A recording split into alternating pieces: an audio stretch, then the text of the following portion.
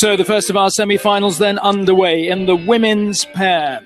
And of these 6 crews, New Zealand were quickest in the heat. Grace Prendergast and Kerry Gowler, so much expected from them. Croatia, Australia and Netherlands made their way through via the repechage, so they've had to work just that little bit harder. But let's get a sense of how things are going. Early stages, just around 500 metres, and that will give Marcus just a little chance to set the scene from his vantage point at 1,000 metres. Marcus. Very good afternoon, ladies and gentlemen, here in Lucerne, everybody listening in on the web. We're at the 1,000-meter mark and at the 1,500-meter mark here with stationary commentary with my colleague Tanja Günder waiting for a handover then to the 1,500. Bit of a headwind now. The wind direction has changed from yesterday and from this morning, but beautiful conditions still. Slower times, of course, takes a bit more strength here in the afternoon, but we can expect great races, certainly in the semis. I love the semis. These are the races where it's about a place in the final and the race for a medal. The best start at the 500, the first to cross the line, that was New Zealand, Prendergast and Gowler. That had to be expected. The third, they were in Varese at the second World Cup. Right behind them, though, 2 seconds behind them, Denmark, Rasmussen and Andersen. These two qualify directly from the heat. In third position, we've seen the Australians, Goodman and Horton, and there is a good story. If you've been in Varese, you've seen that they raced the heat 100 meters before the line. They fell into the water, but finished the race nevertheless, and then they qualified over their repechage for the B final, 9th place there.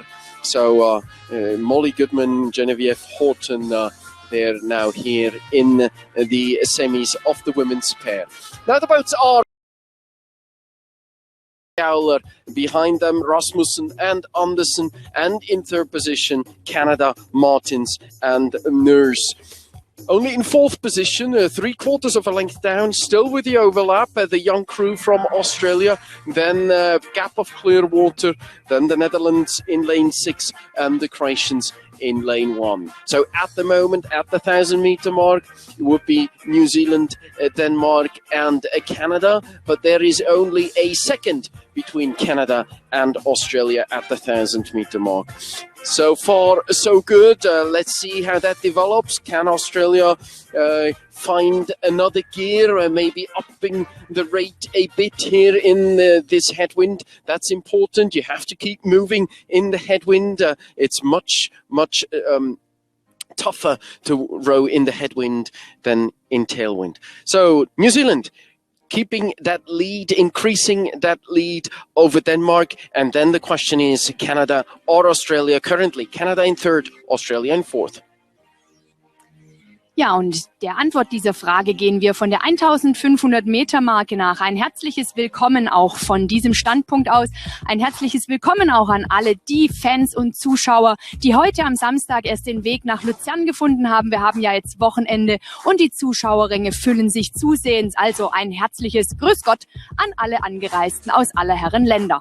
Dieses erste Nachmittagsrennen, das Halbfinale im Frauenzweier ohne, kommt jetzt auf die 1500-Meter-Marke zu. An der Führung für die beiden Neuseeländerinnen hat sich nichts geändert. Sie haben nach wie vor eine Länge Vorsprung, und zwar vor dem Boot direkt auf ihrer Backbordseite. Das sind die beiden Däninnen, die auch relativ sicher scheinen. Jetzt wird es aber spannend um den dritten Platz. Denn 3 Boote aus diesem Halbfinale, die ziehen ja dann ins Finale ein. Und momentan halten den noch die beiden Kanadierinnen. Die waren im Varese noch im Achter am Start, belegten dort den Silberrang. Und jetzt suchen sie ihr Glück hier im Zweier ohne. Also nochmal ein Test aus dem kanadischen Ruderverband heraus. Platz 4 dahinter momentan für die beiden Australierinnen. Wir haben es gehört, die sind seit dem Weltcup in Varese mit dem Seepferdchen ausgestattet, haben also ihr Schwimmabzeichen dort gemacht. Heute sehen sie gut aus, sie greifen immer wieder an. Australien versucht also immer wieder an Kanada heranzufahren und diese 4 Boote an der Spitze haben schon eine große Lücke gerissen zu den Booten auf der Außenbahn. Das sind Kroatien und die Niederlande. Und während die Neuseeländerinnen vorne ihren Vorsprung halten vor den Däninnen, tut sich dahinter momentan nichts. Australien hält weiter die 4. Position hinter Kanada.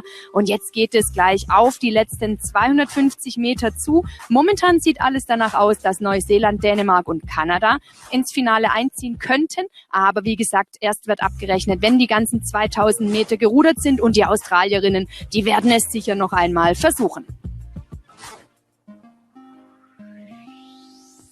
Well, it's looking good for New Zealand as it is for Denmark and Canada. Australia probably just a little too far off the pace. Certainly that is the case for Netherlands 1 and Croatia. So New Zealand leading the way in this first semi-final in the women's pair.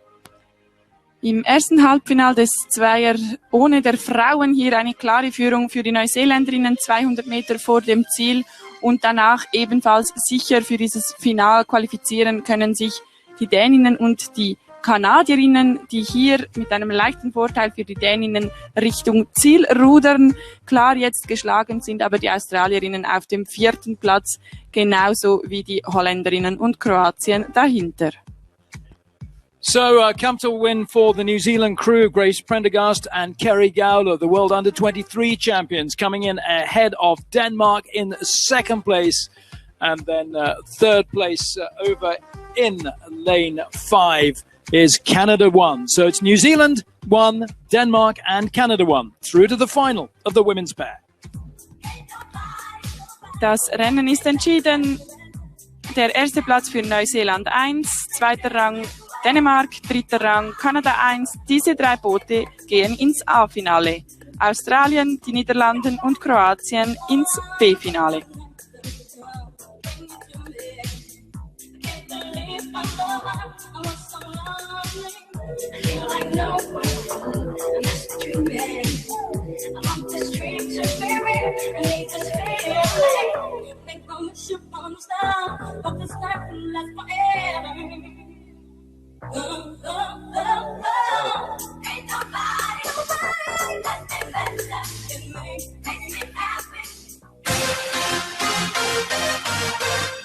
The second semi-final of the women's pair is underway with Italy in lane 1, France in lane 2, in lane 3, Poland, in lane 4, Great Britain 1, the reigning Olympic, World and European champions Helen Glover and Heather Stanning. Lane 5 is South Africa and lane 6, Great Britain 2. Und auf dem Weg ist jetzt der zweite Halbfinal des Frauenzweier ohne. Auf Bahn 1 Italien, auf Bahn 2 Frankreich, auf Bahn 3 Polen, dann auf der Bahn 4 die amtierenden Weltmeisterinnen aus Großbritannien, auf Bahn 5 die Südafrikanerinnen und auf Bahn 6 Großbritannien das zweite Boot. Well, Marcus, it hardly needs stating how dominant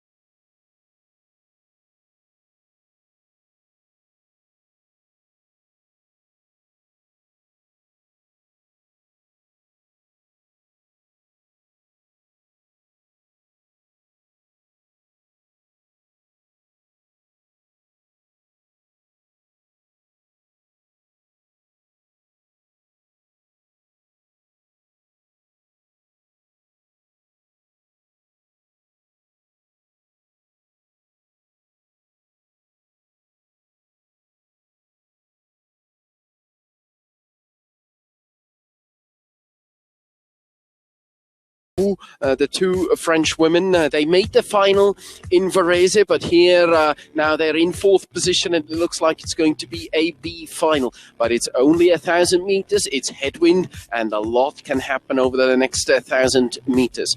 The Polish duo didn't make it to the final in Varese, so that would be a good improvement for these two young rowers from Poland, Smith and Percy, the two South Africans. They were not in Varese, but were in the final last year at the World Championships. And here they show on the Rote that they're still finalists. So at the moment, Great Britain leading two boats level, Poland and South Africa, with the French trying to stay in the race. And then comes Italy and Great Britain too. Ja, und in dieser Reihenfolge gehen die Boote auch jetzt auf die 1500 Meter Marke zu. Die beiden übermächtigen Britinnen, möchte man sie fast nennen, Helen Glover und Heather Stanning an der Spitze, kontrollieren hier von vorne das Feld. Sie haben eine deutlich ruhigere Schlagzahl im Boot als die 5 anderen Boote, die in diesem zweiten Halbfinal zum Frauenzweier ohne unterwegs sind. Und der Weg ins Finale, der führt ausschließlich hier über Boot 1 aus Großbritannien. Sie kriegen das nicht geschenkt, nein, sie arbeiten viel dafür, sie trainieren fleißig und das viele, viele Stunden in der Woche. Das muss man auch mal erwähnen. Das fällt ihnen ja nicht einfach so zu, sondern sie trainieren wie die Wilden. Natürlich trainieren alle Finalistinnen und Halbfinalistinnen sehr viel, aber die Britinnen machen einfach ein paar Sachen richtiger als die anderen. Sie haben gute 2 Längen Vorsprung, jetzt vor gleich 2 Booten, nämlich den Booten aus Südafrika und dem Boot aus Polen. Die haben jetzt beide gleich auf die Verfolgung aufgenommen, der beiden Britinnen. Und die französische Bugfrau, das ist Noémie Cobert, die dreht sich jetzt einmal nach links um und sieht, zu Platz 3 müssten wir eine Länge aufholen. Das müssten wir jetzt mal in Angriff nehmen, denn uns bleiben nur noch 450 Meter Zeit. Die beiden weiteren Boote auf den Außenbahnen, Italien und das zweite Boot aus Großbritannien, die kommen nicht mehr heran an die Führenden. Zu hoch ist hier das Tempo, das aus dem ersten britischen Boot an der Spitze gegangen wird. Das heißt, momentan sieht es danach aus, dass Helen Glover und Heather Stanning nicht an ihre Grenzen gehen müssen, um hier mit einem Halbfinalsieg das Finale im Zweier ohne der Frauen zu erreichen. Die Frage ist, ob Polen oder Südafrika dann den 2. oder 3. Platz belegen und ob die Französinnen noch einmal ein Mittel finden, um näher an diese beiden Verfolgerboote aus Polen und Südafrika heranzukommen. Das klärt sich auf den letzten 250 Metern und deshalb gebe ich ab in den Zielturm. Yeah, maybe too late for France now, but South Africa and Poland having their own little battle for 2nd and 3rd to complete the final lineup of the women's pair. But no doubt about the leaders with 150 meters to go. It is Great Britain 1, Glover and Stanning in the lead to take first place ahead of South Africa and Poland. Noch 200 Meter sind zu rudern in diesem zweiten Halbfinale im Zweier ohne der Frauen.